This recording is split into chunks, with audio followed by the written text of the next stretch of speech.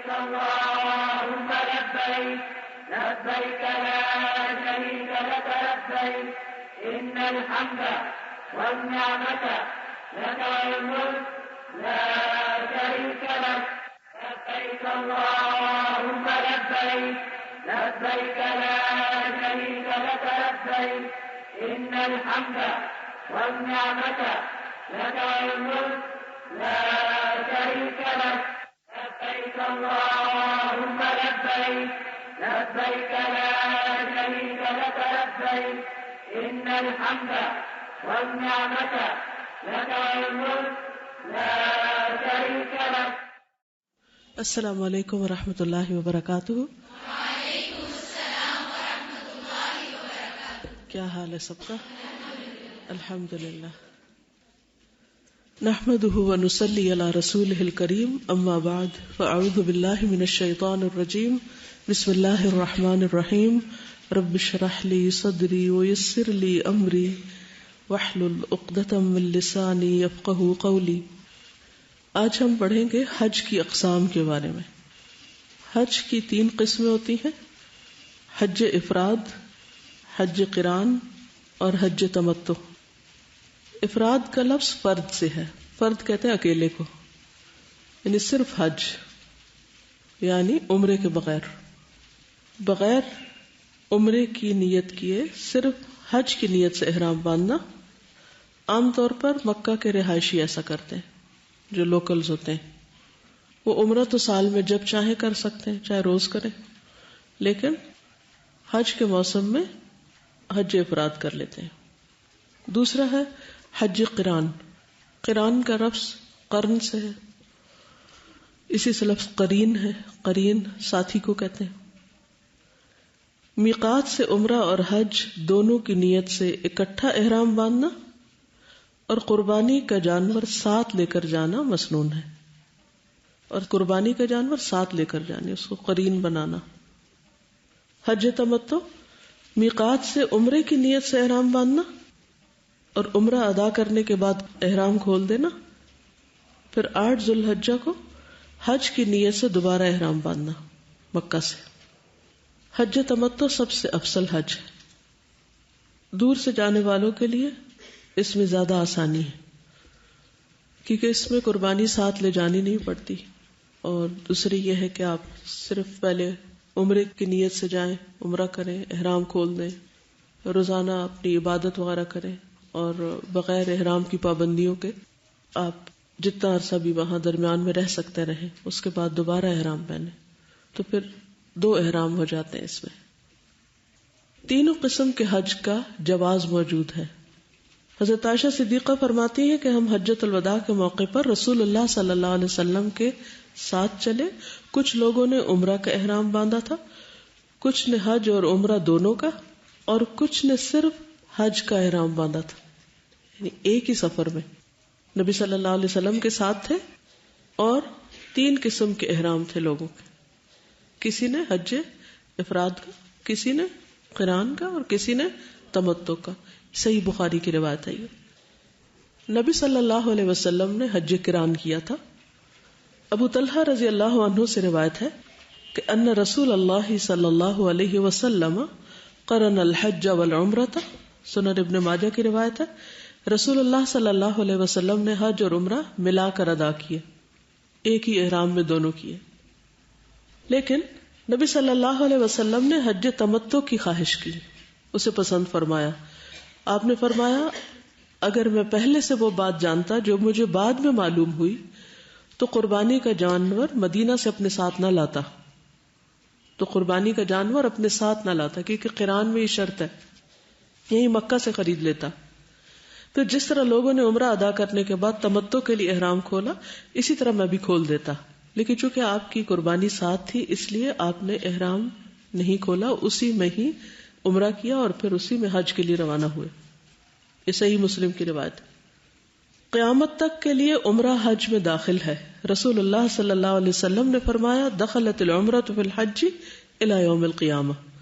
عمرہ قیامت تک کے لیے حج میں داخل ہو گیا ہے. یعنی جو کوئی حج کے لیے جائے باہر سے، لوکلز کی بات نہیں ہو رہی کیونکہ وہ تو عمرہ کبھی بھی کر لیتے ہیں، تو جو بھی حاجی حج کے لیے جائیں وہ عمرہ ضرور کریں، چاہے قران کریں چاہے تمتع کریں، لیکن حج اور عمرہ دونوں ساتھ ساتھ کریں۔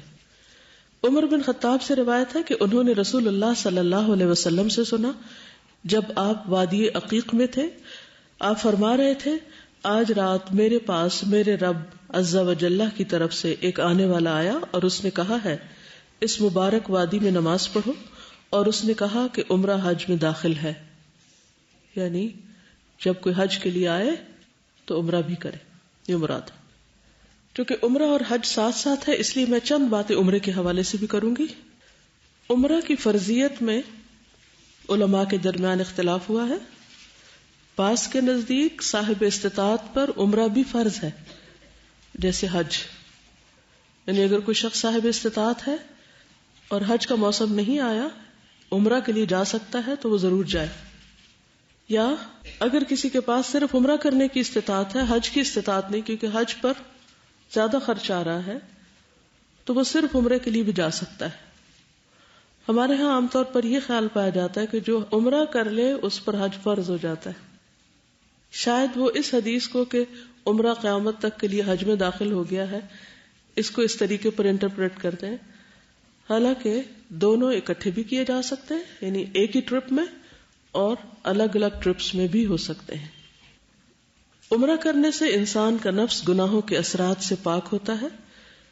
رسول اللہ صلی اللہ علیہ وسلم نے فرمایا، العمرۃ الی العمرۃ کفارۃ لما بینہما، ایک عمرہ کے بعد دوسرا عمرہ ان کے درمیان ہونے والی کمی کوتاہی، غلطی یا گناہ کا کفارہ ہے۔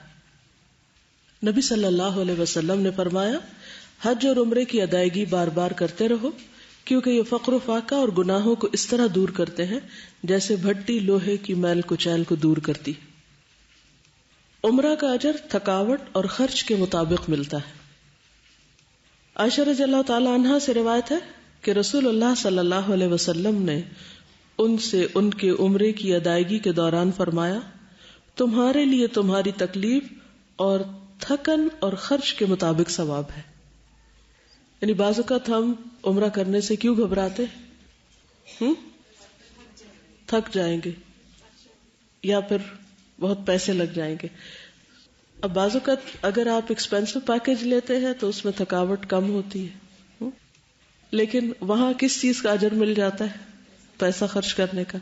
اور دوسری طرف آپ سستا پیکج لیتے ہیں جس میں تھکاوٹ زیادہ ہے، تو آپ کو کس چیز کا اجر مل جائے گا؟ تھکنے کا۔ لہذا محروم کوئی بھی نہیں ہے۔ جو حج کی استطاعت نہ رکھے اس کو عمرہ کرنا چاہیے۔ عبداللہ بن عمر رضی اللہ عنہما نے فرمایا، ہر صاحب استطاعت پر حج اور عمرہ واجب ہے۔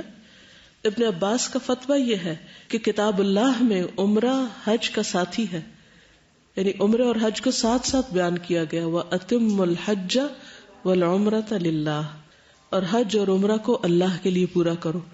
اس لیے بعض علماء نے یہ کہا ہے کہ جس طرح حج فرض ہے اسی طرح عمرہ بھی فرض ہے۔ بعض نے کہا کہ نہیں، اس کا معنی یہ ہے کہ دونوں ساتھ ساتھ ہی کیے جائیں گے۔ بہرحال رمضان میں عمرہ ادا کرنے کا ثواب نبی صلی اللہ علیہ وسلم کے ساتھ حج کے برابر ملتا ہے۔ سنن ابو داؤد کی روایت ہے۔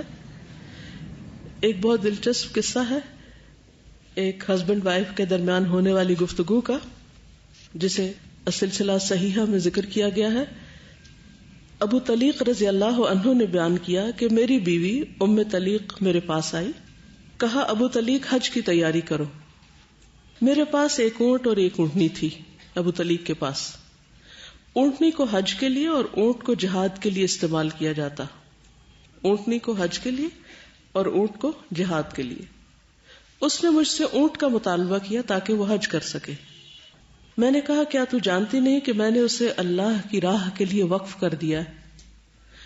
اس نے کہا حج بھی تو اللہ کی راہ میں آتا ہے، یعنی یہ بھی فی سبیل اللہ ہے، بس تو مجھے دے دے، اللہ تجھ پر رحم کرے۔ میں نے کہا میں نہیں چاہتا کہ تجھے دوں۔ اس نے کہا تو پھر مجھے اونٹنی دے دو اور خود اونٹ پر حج کر لو۔ میں نے کہا میں تجھے خود پر ترجیح نہیں دوں گا۔ اس نے کہا تو پھر کوئی خرچ وغیرہ ہی دے دو۔ بیوی نے کہا کہ پھر میرے لیے کچھ کرو۔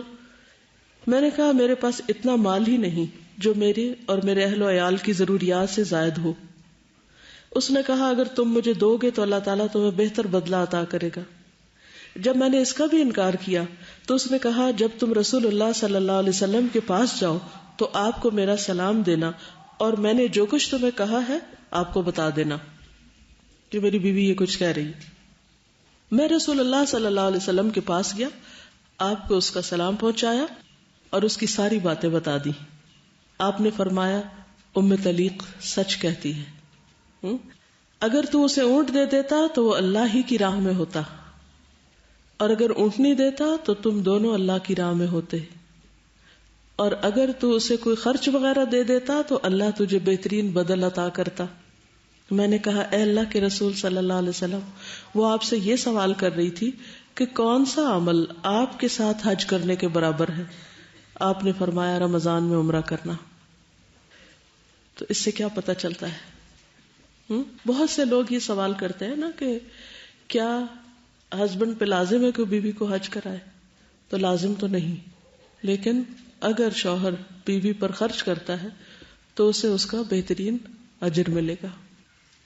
اور حج کا سفر بھی اللہ کے راستے کا سفر ہے۔ اور کیا پتہ چلتا ہے اس سے؟ کہ عام طور پر عورتوں کو حج عمرے کا زیادہ شوق ہوتا ہے۔ اگر شوہر راضی نہ لگ رہا ہو جانے پر تو عورت کو کنونس کرنا چاہیے اچھے طریقے سے۔ بالکل، عورت کو کنونس کرنا چاہیے، اور اگر وہ عورت سے کنونس نہ ہو تو ام طلیق کا طریقہ اختیار کرنا چاہیے کہ اس کو کسی عالم کے پاس بھیج دینا چاہیے کوئی فتویٰ وغیرہ لینے کے لیے۔ اور یوزلی ہم لوگ اس طرح سے کرتے ہیں کہ جب کسی سے بات کرتے تو ہمارا کمانڈنگ وے ہوتا ہے کہ یہ کر دو، یہ نہ کرو۔ انہوں نے ان کو چوائسیز دیں، یہ سائیکالوجی میں بھی آتا ہے کہ چوائسیز دے کے بات کی جائے تو اگلا بندہ جلدی بات مان جاتا ہے۔ Good point. اور کتنی پرسسٹنٹ ہے، پہلے ایک بات کہتی ہے، جب شوہر وہ نہیں مانتا تو دوسری آپشن دیتی، دوسری تو تیسری، تیسری نہیں تو چوتھی، اور پھر بھی نہیں ہمت ہارتی، پھر کہتی ہے اچھا جاؤ نبی صلی اللہ علیہ وسلم سے پوچھ لو۔ تو اس سے پتہ ہی چلتا ہے کہ اگر انسان سچا ہو ارادے کا، نیت کا، تو جب تک کام ہو نہ جائے وہ پیچھا نہیں چھوڑتا۔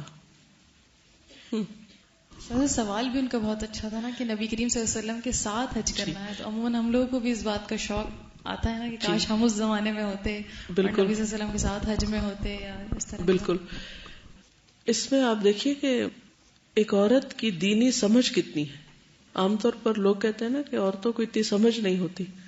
یہاں آپ دیکھیے کہ جتنے اس کے سوال ہیں اور جتنے مشورے ہیں اور جو بھی اس کا انداز ہے وہ سارے کا سارا بہت ہی پرحکمت بھی ہے، اور اس سے یہ پتہ چلتا ہے کہ وہ اس بات کی اہمیت سے بخوبی آگاہ تھی کہ حج کرنا یا عمرہ کرنا کتنا نیکی کا کام ہے۔ تو جب علم آتا ہے تو انسان کے اندر یقین آتا ہے، جب یقین آتا ہے تو پھر ذوق یقین سے ساری زنجیریں کٹ جاتی ہیں۔ کسی نے سوال کیا کہ اگر کوئی مقروض ہو تو کیا قرض ادا کیے بغیر حج پہ جا سکتا ہے؟ نہ قرض لے کے حج کیا جا سکتا ہے، اور نہ ہی اگر قرض ہو تو حج پہ جانا چاہیے، پہلے قرض کی ادائیگی کرنی چاہیے، کیونکہ قرض ادا کرنا اس سے بھی اہم ہے۔ میرا سوال ہے کہ شادی سے پہلے اتنی استطاعت نہیں ہوتی کہ وہ حج پر جا سکے، تو کیا والدین یا بھائی حج کروائے تو اپنا فرض ادا ہو جائے گا، یا پھر کبھی استطاعت ہو تو خود کرنا ہوگا؟ بات یہ ہے کہ آج کل بہت سی لڑکیاں شادی سے پہلے اتنا کما لیتی ہیں کہ ان پہ حج فرض ہو جاتا ہے، اور بہت سی خواتین جابز کر رہی ہیں، کوئی بزنس کر رہی ہے، کوئی کسی طرح کمانے والی، کسی کو انہیریٹنس میں اکٹھا مل جاتا ہے۔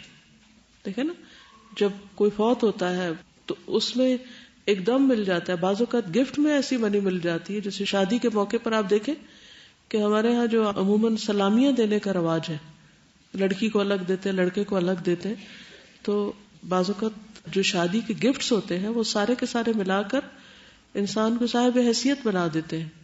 تو اس کے بعد پہلا کام انسان یہی کر لے کہ بچے پیدا ہونے سے پہلے پہلے حج ادا کر لے۔